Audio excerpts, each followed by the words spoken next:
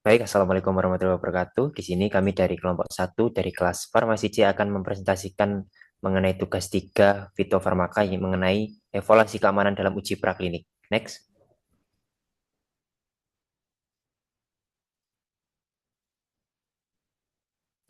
Kemudian ini adalah anggota kelompok dari kelompok kami, anggota kelompok satu. Next.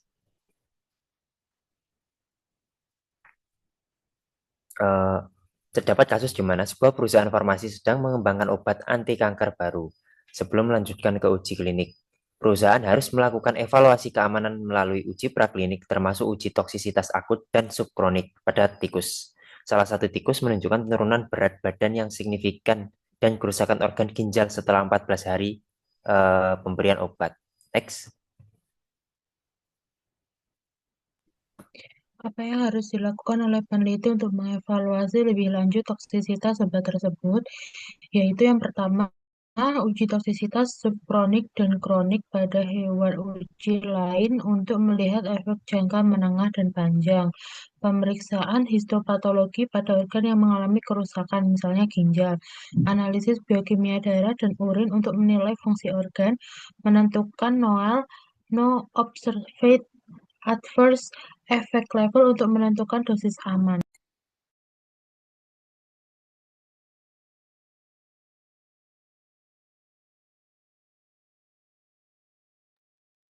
Menurut BPOM 2022, untuk menilai lebih lanjut toksisitas obat, peneliti perlu memantau gejala toksik perilaku, parameter fisik, dan berat badan hewan, serta melakukan pemeriksaan patologi organ yang terpengaruh.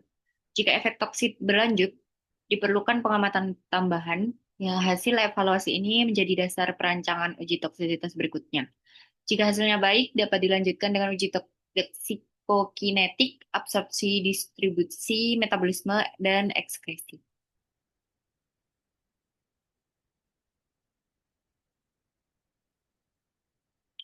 Eh, apa yang dimaksud dengan NOAEL dan bagaimana menentukan dosis awal yang aman untuk uji klinik? Menurut US Department of Health and Human Service Food and Drug Administration Center for Drug Evaluation and Researcher, Noel no, Noel adalah dosis tertinggi suatu zat yang tidak menimbulkan efek toksik yang dapat diamati pada hewan uji.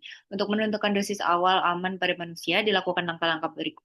Tentukan Noel dari uji hewan, biasanya miligram per kilogram BB, konversi ke dosis ekuivalen manusia, menggunakan faktor konversi berdasarkan luas permukaan tubuh, lalu berikan faktor keamanan, biasanya 10 kali lipat atau lebih, hasilnya menjadi dosis awal yang aman untuk uji klinik fase 1.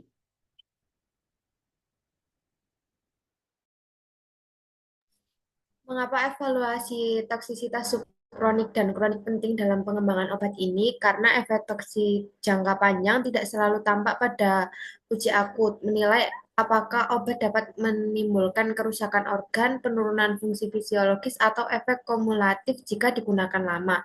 Memberikan dasar ilmiah untuk menentukan batas dosis aman sebelum obat diuji pada manusia. Mencegah resiko efek samping serius selama terapi jangka panjang. Menurut BPOM tahun 2022, evaluasi toksisitas subkronik dan kronik penting untuk mendeteksi efek toksik akibat paparan berulang dalam jangka menengah hingga panjang. Tujuannya adalah memprediksi resiko toksisitas sesuai durasi penggunaan klinis, memastikan keamanan sebelum uji klinik, dan mencegah akumulasi efek toksik jangka panjang. Berikut untuk daftar pustaka yang kelompok kami gunakan. Sekian presentasi dari kelompok kami. Kurang lebihnya mohon maaf. Wassalamualaikum warahmatullahi wabarakatuh.